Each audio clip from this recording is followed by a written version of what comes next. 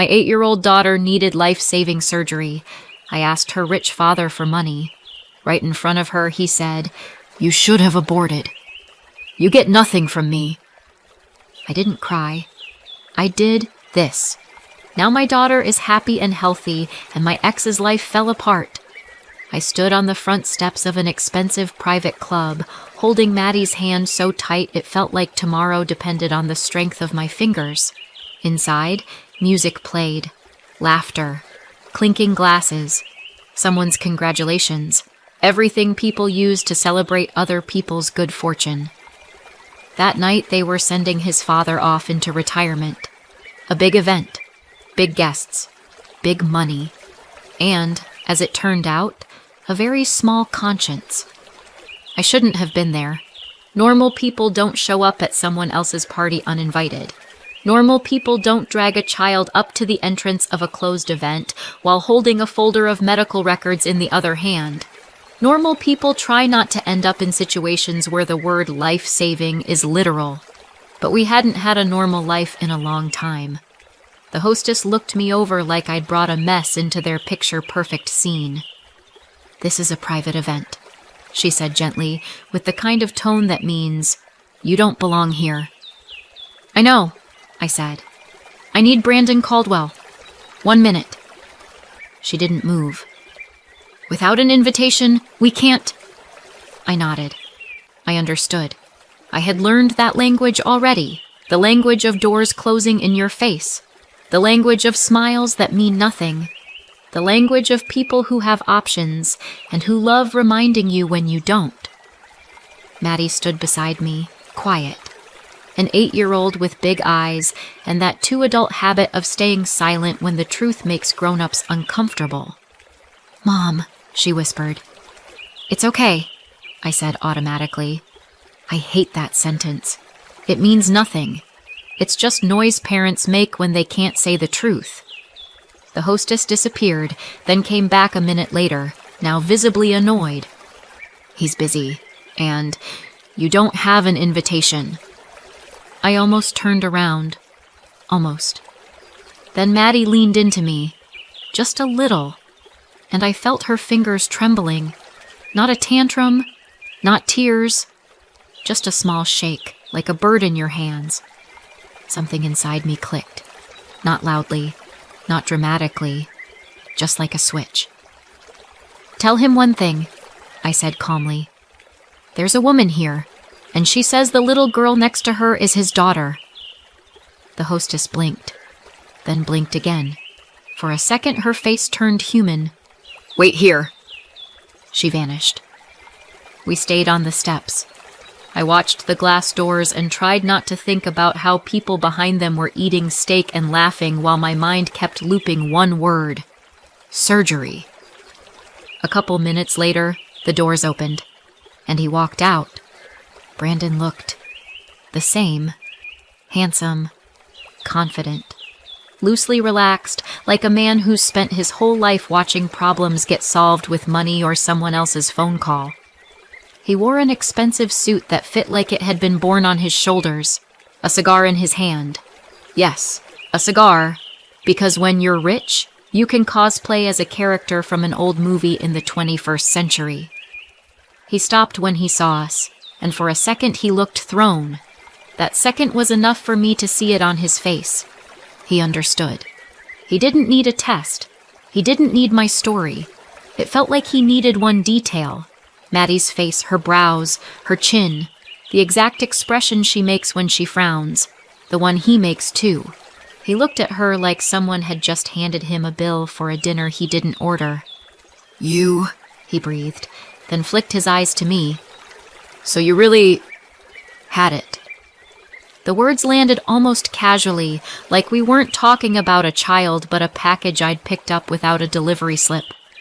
Maddie squeezed my hand harder. I swallowed. "She's your daughter, Brandon.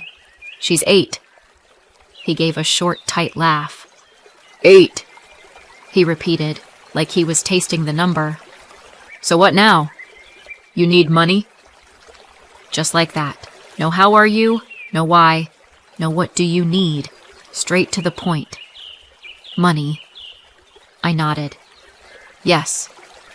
How much?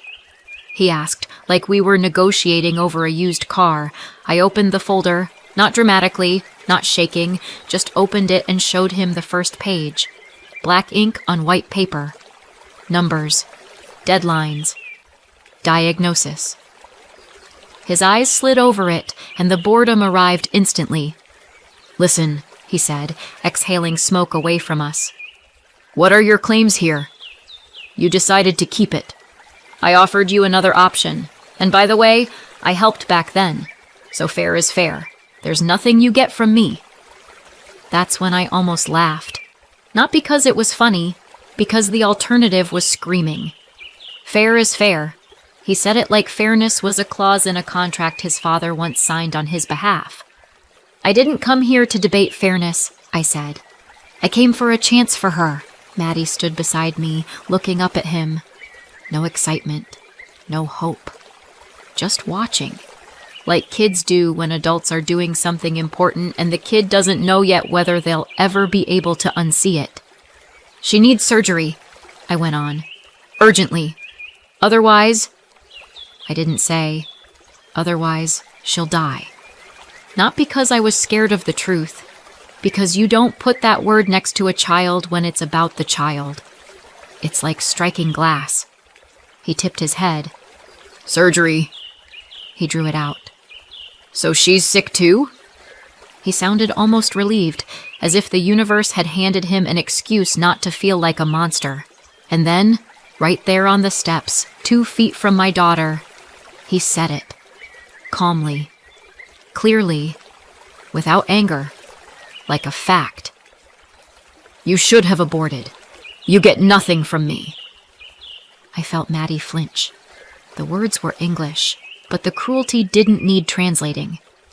Kids understand cruelty faster than grammar. I didn't cry, not because I'm strong, because I didn't have the luxury of falling apart. Not then. Not in front of her. I closed the folder slowly. Got it, I said. He was already turning away, like he'd checked off a task. Denied. But I still added, quietly, level, no threats. I didn't come here for a war, Brandon. But if you think you can just disappear, I'll do it officially. Through the court. Paternity. Child support. Everything the way it works in this country. Not because I want a payoff. Because Maddie has a right. He stopped, shot me an irritated look. Gold diggers, he muttered, slipping into a familiar role. I've seen dozens of you. Then he looked at Maddie and gave a little smirk, like an idea had amused him. You know, he said almost cheerfully, when I have a kid with the woman I love, then I'll help. But this one? He waved a hand like he was dismissing a delivery he hadn't ordered. I don't know. And he walked back inside, to the congratulations and the photos, to the place where everything in his life was still fine. We stayed on the steps. Maddie was quiet. Then she tilted her face up and asked softly, Mom, is he really my dad? I looked at her and answered just as softly. Biologically, yes. But a dad is the one who stays. She nodded, like she already knew. We walked to the car. I held her hand and didn't look back once. I didn't cry. I did what mothers do when someone takes their air away. I turned pain into a to-do list. To understand why I even knew where to find Brandon, and why my child ended up standing on the steps of someone else's party, you have to go back to where it started. I moved to Columbus not because I dreamed of a big city.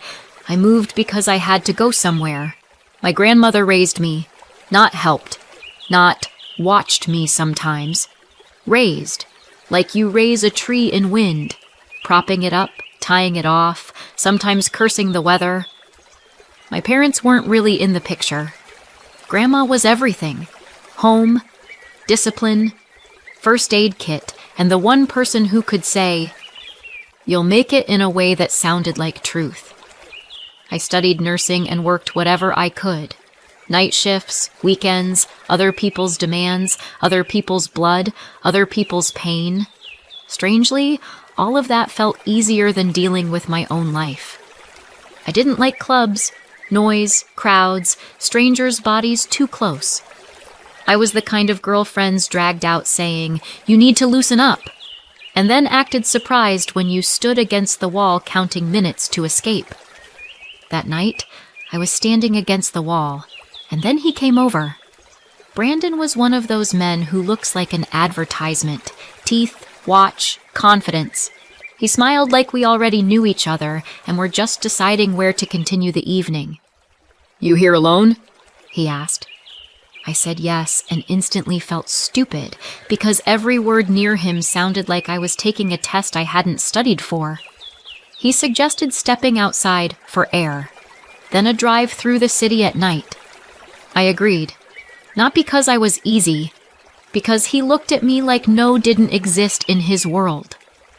We drove through the night streets and everything felt like a movie. Lights, music in the car, his hand on the wheel. He talked about himself easily and loudly, school, trips, how everything's handled. I remember saying something like, "You live so confidently," and he laughed. "Why wouldn't I? My dad..." And then he named a position the way some people say a password to every locked door. His father was a big name in the state's highway enforcement world, not just a cop. One of the guys at the top, someone who decided what happened to who. Brandon said it with the kind of pride some people use when they say, "I built it all myself." Only he hadn't built anything. He'd simply been born into the right family. "If anything happens, they'll always get me out," he said. "You have no idea." I did have an idea, and for some reason, it made me cold. He turned off the highway onto a quiet road outside the city. Fields, darkness, scattered lights. The kind of place where nobody asks questions because nobody sees. "It's beautiful out here," he said, and turned off the music. It was beautiful, in that wide, empty American way. Huge sky, earth smell, silence that presses against your ears. And that's where it happened. I'm not going to dress it up. It wasn't romantic. It was picast. Certain. On his terms. And the weirdest part was afterward he looked at me and genuinely seemed surprised. "You... serious?" he asked. "What? I'm your first?" I nodded and immediately regretted it. I wanted to rewind time and lie, not from shame, from self-defense. He smirked. "Never had that," he said, like someone had handed him a rare toy. Then he drove me home, took my number to be polite. I knew what it meant, but somewhere inside me, an idiotic little hope still lived. Maybe. We met up twice more, and those dates were a strange mix. He was warm exactly as long as he was interested. I looked at him the way you look at someone who suddenly feels like the meaning of things. And then he got bored. You can feel it. When someone's still there, but they're already somewhere else. When replies get shorter. When your messages get read but not answered. And one day he just disappeared. I called him. At first carefully, then more. Then with that anxious feeling where you don't want to sound desperate but panic is already living in your chest. "You okay?" I texted. "Everything all right?" Ringing. Ringing. Ringing. Once I called, and a woman answered. "The Caldwell residence," she said calmly. "Residence. Not hello. Residence." I froze. I'm looking for Brandon." "He's gone," she said, like she was stating the weather. "Through the end of summer. Language program. The Caribbean." The Caribbean. While I was counting money for gas and wondering whether I could afford better medication for my grandmother, Brandon was improving his language skills on an island. Because his father wanted to slot him into some cushy future, and the son had to look the part. I hung up and sat down on my hallway floor. Not pretty, not dramatic, just sat, like my legs had stopped holding me. I cried for a week, quietly, into a pillow, so Grandma wouldn't hear, because Grandma was already living at the edge of her strength. She would have understood, but I didn't want her to hurt for me. Then I pulled myself together. Stuff happens. Forget it. Move on. And I almost believed it. And then one morning I realized I hadn't had a normal one morning in a while. I had a late period. I tried to tell myself it was stress. I'm a medical person. I know things happen. I can rationalize. It's my talent. Explaining to myself what I don't want to admit. The test showed 2 lines. I stared at them and felt something roll over me. Not joy. Not horror. Something in between. And my first thought was absolutely stupid. This is a reason to see him again. Do you understand? I was so naive I treated pregnancy like a chance to talk. I waited for fall because they told me he'll be back at the end of summer. He came back. Just not to me. I called his number. He didn't pick up right away. When he did, he recognized me, and I think he was even a little pleased. He liked knowing someone remembered him. I told him I was pregnant. Silence. Then he said we should meet. A coffee shop near his campus, where he was studying to be a future lawyer, as his father loved to brag. I prepared for that meeting like a final exam, put on a dress that still fit, for now, light makeup. I arrived 30 minutes early and stared at the door like he might walk in and say something right. Brandon was late. He sat down and went straight to business. Sorry this happened, he started. He could say sorry in a way that cost nothing, like an ATM, insert card, receive phrase. I really hate that you're dealing with this, he continued, looking past me. But how far along? 11 weeks, I said. He nodded like I'd said 8 minutes. We can still terminate, he said. I didn't even register the meaning immediately. What? Don't drag it out, he said, already certain. There are private Anderson clinics. They'll do it fast. Don't worry about the cost. I'll take you right now. I sat there and couldn't believe it. Over the summer, I'd gotten used to the idea that I was going to be a mother. I'd already started loving the tiny being inside me. I'd told Grandma. Grandma went quiet at first. Then she fussed and cried and took her heart drops. She wanted a different life for me. Yes. She dreamed I'd be happy in the normal way. But she didn't say, "Get rid of it." She said, "If it happened, we'll manage. Just don't count on him, honey." Back then, I still did. "I'm not doing that," I told Brandon. He didn't even get angry. He just got tired. Like I'd made his life more complicated. Listen, he said, leaning forward. You're choosing this, but I'm not participating. It's your child, I whispered. He pulled an envelope from his pocket and put it on the table. That's enough for the procedure, he said. I did my part. From here on out, it's your responsibility. I stared at the envelope and felt sick. Not from pregnancy, from humiliation. I don't remember if I grabbed it right then or walked out and left it on the table. My head was static. I only remember one thing. When I stepped outside, the air was cold, and for the first time I was truly scared. Not for me, for the baby.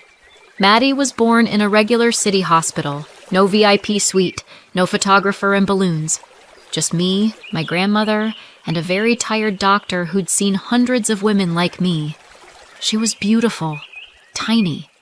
And when they placed her on my chest, for the first time in a long time, I felt like something in the world was right. And then the doctor said words that knock the ground out from under even people who work in medicine. Your baby has a congenital heart defect. It didn't require surgery right away. Right away. That phrase is just a delayed alarm. Otherwise, Maddie was healthy, warm. She smelled like milk. She grabbed my finger so hard it was like she was holding on to life and had no intention of letting go. My grandmother and I adored her. Money got funny, in the worst way. I couldn't work. The benefits were tiny.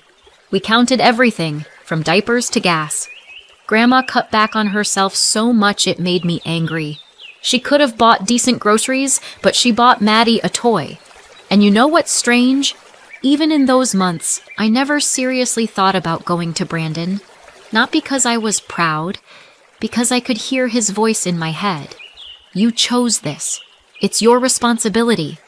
And somewhere in me that toxic logic lived. If I decided to give birth, then I had no right to ask.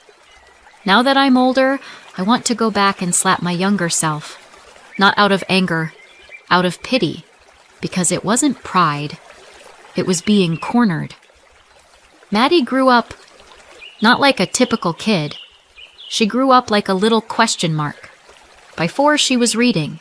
By 5, she was doing math meant for 2nd or 3rd graders. She asked a million questions.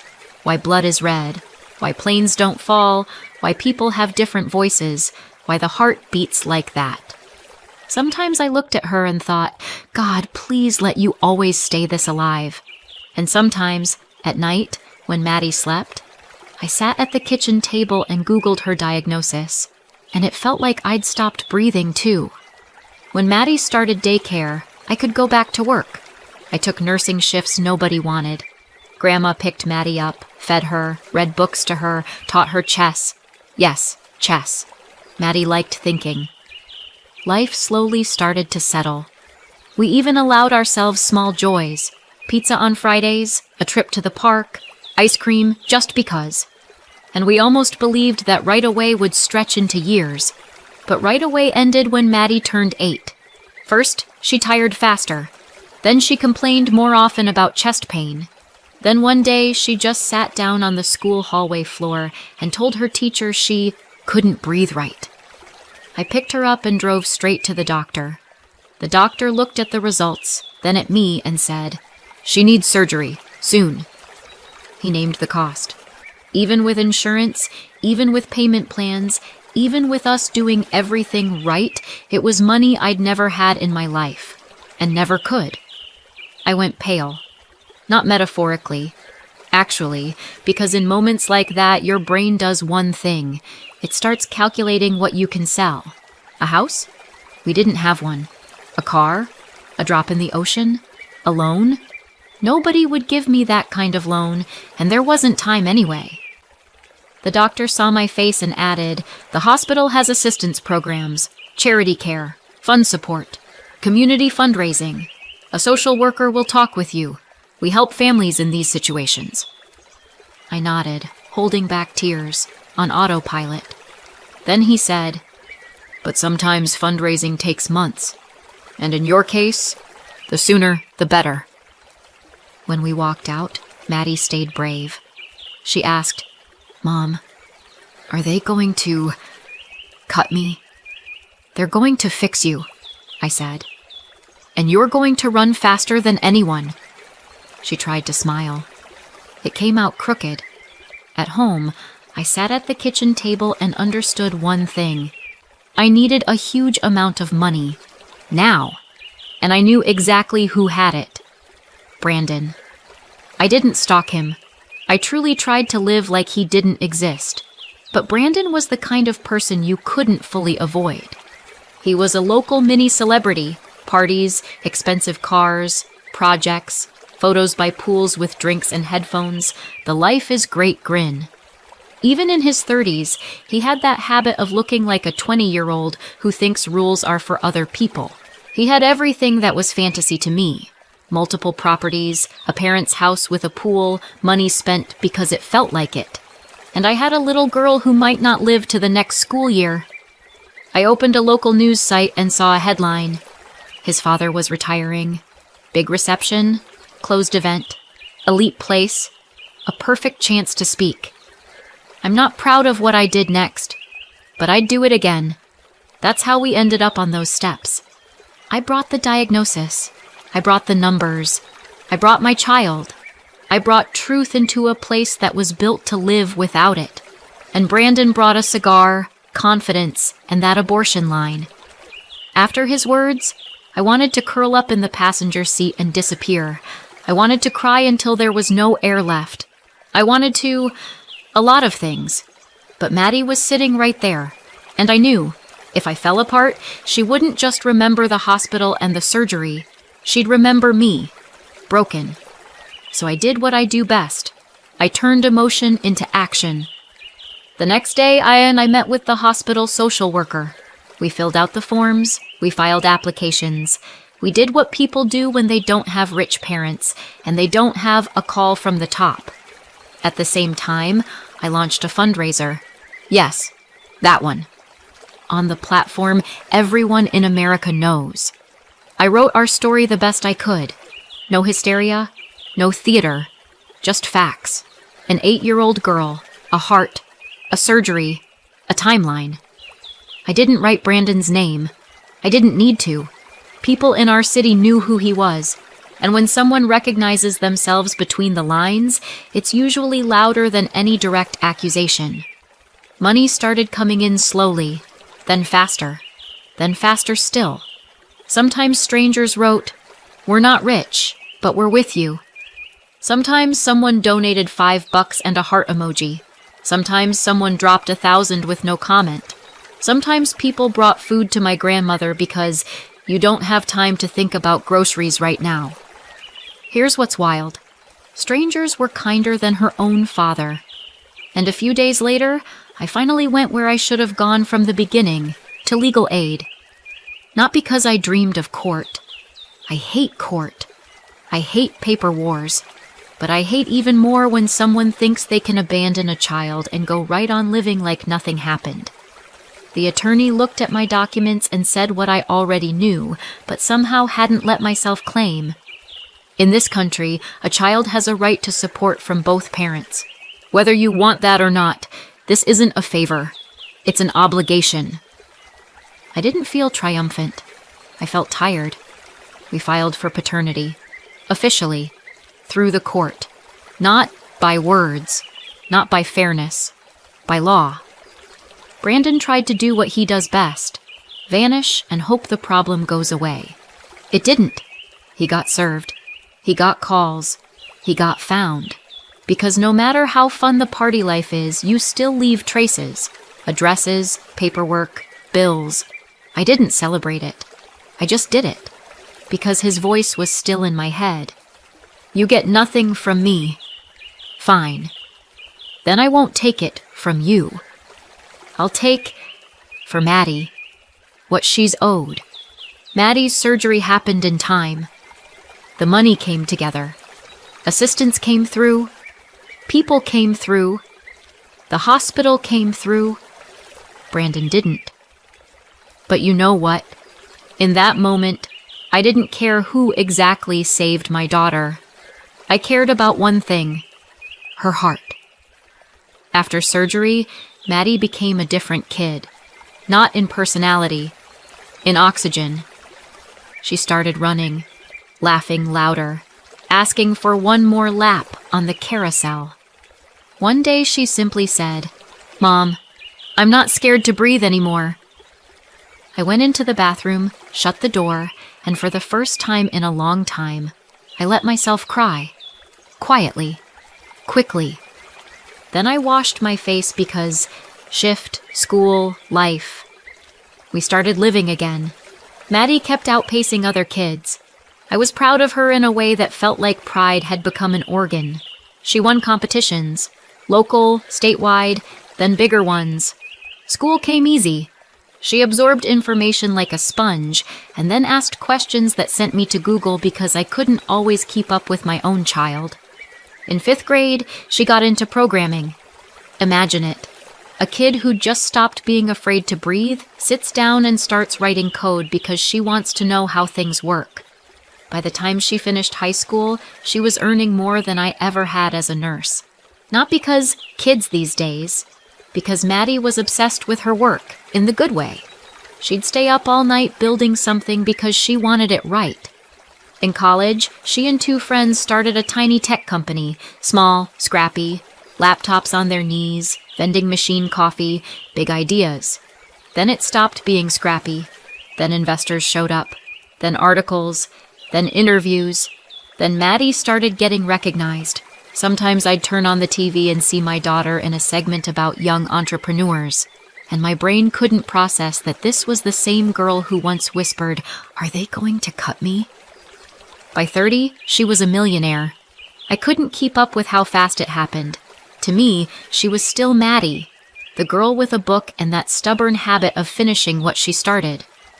I didn't understand half of what she did, honestly, but I understood the important part.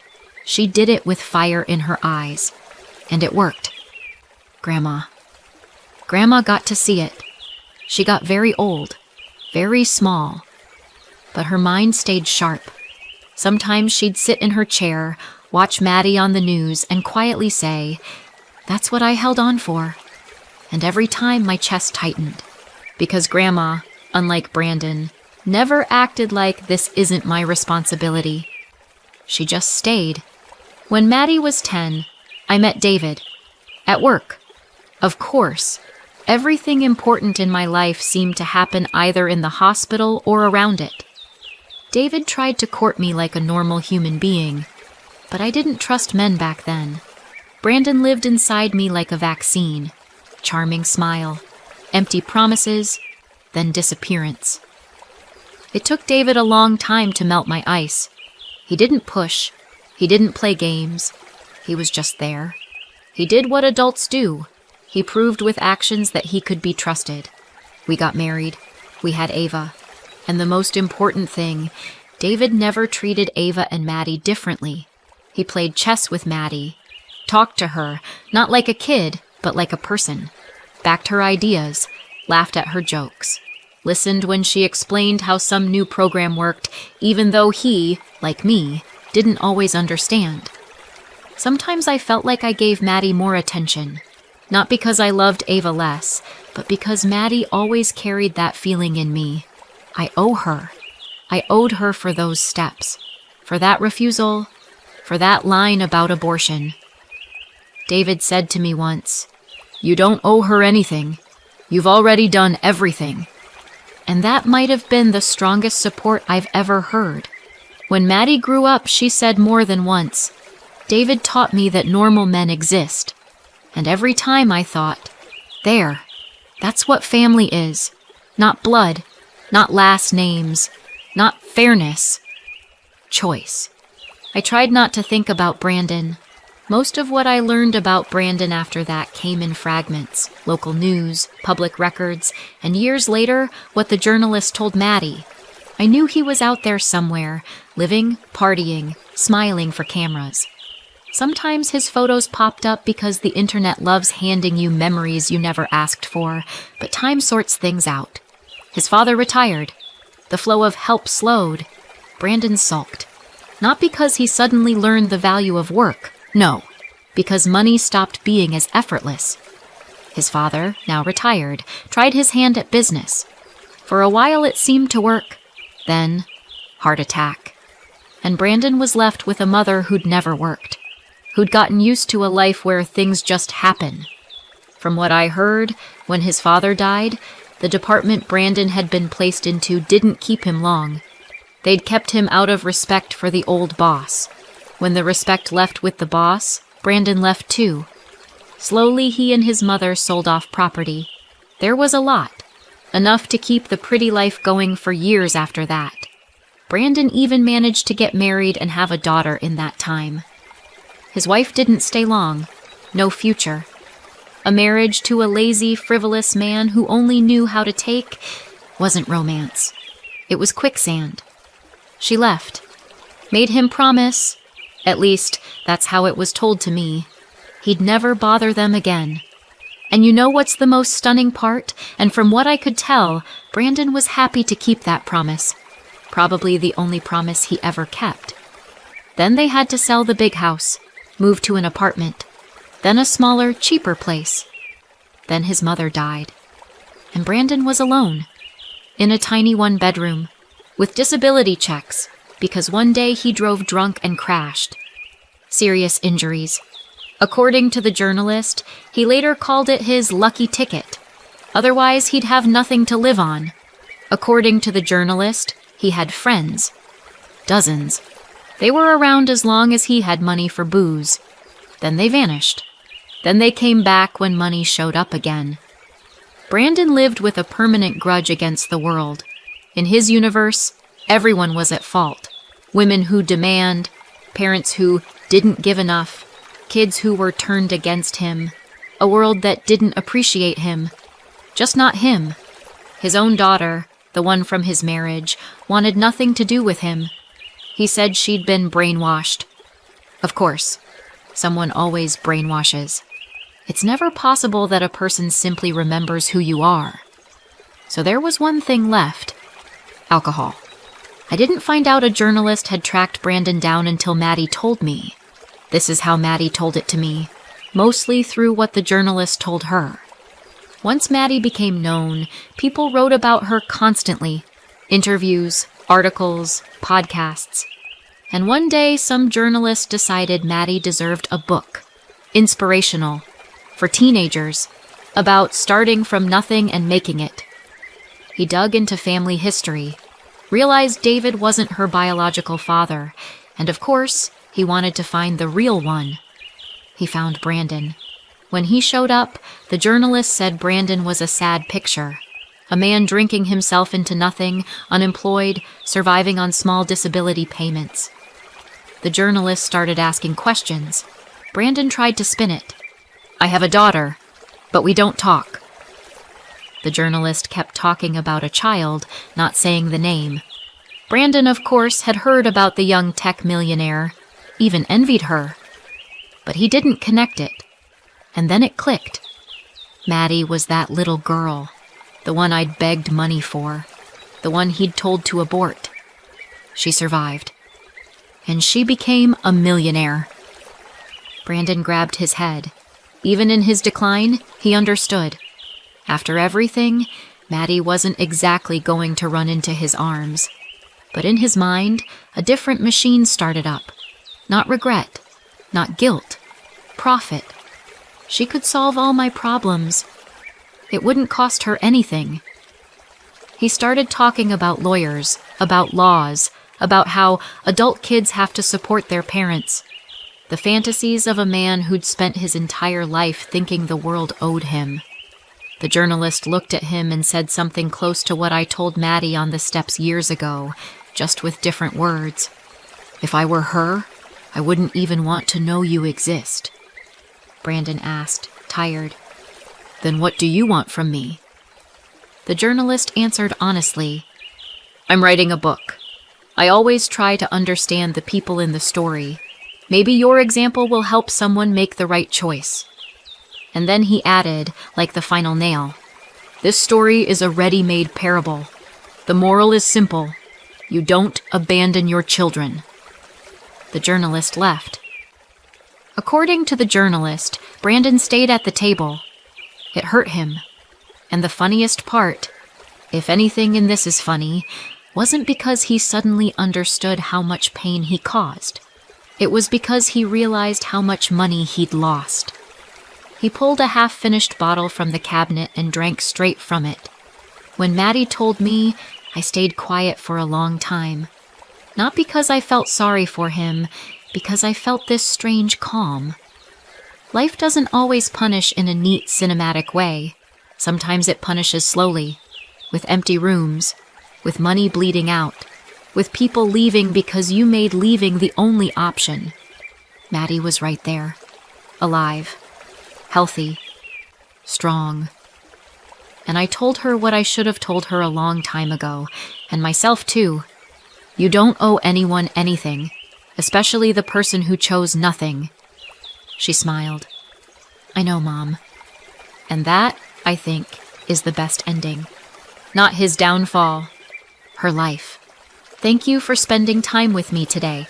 If you'd like to hear more stories like this, please subscribe and give this video a like. And if you feel comfortable, share your thoughts in the comments. I read them. Your support truly means a lot. Take care of yourself, and I'll see you next time.